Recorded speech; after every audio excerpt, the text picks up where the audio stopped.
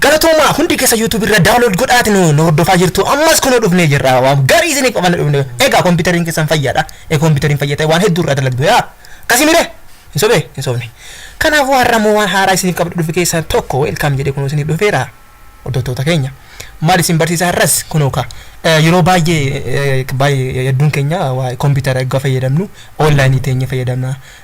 online irratti immoo namoonni kompiitaroota application organization jechuudha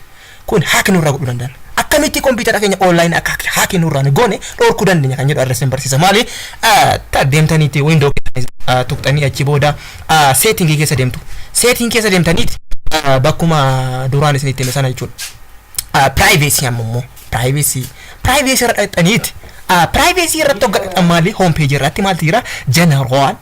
location camera phone speak and kun maali default dhaan yeroo baay'ee latest application jarri kun ID ni isaa jechuudha oni ture oni yoo ta'e immoo kun bareeda miti online irratti kompiitara keessan hack isin irra godhuu danda'a kanaafi completely deemtaniiti ofii gootu kana tarii immoo kan biraa immoo waan isin barsiisu keessan lammaffaan waa'ee kanaadha speech inking typing maali kun speech inking typing click irra gooname getting to know what speech inking typing maali yookaan isin online teessane waan barreessan hunda kambanin kamiyyuu nami kamiyyuu hack isin irra godhuna waan isin barreessitan waan isin dubbattani fakka chaati namaaf barreessitan taatan yoo calling video gootan isini Facebook irratti faa jinjanaa anchi kasugaatti jana desha naan jedhaati waan akkana fa namni isin jala akka laalle gochuu dandeessu akkamitti turning this off also turn off dictation and cartoon malaka taimo tutorial kana irratti amtu isin barsiisa kanaafu isa kana click goota maal jedha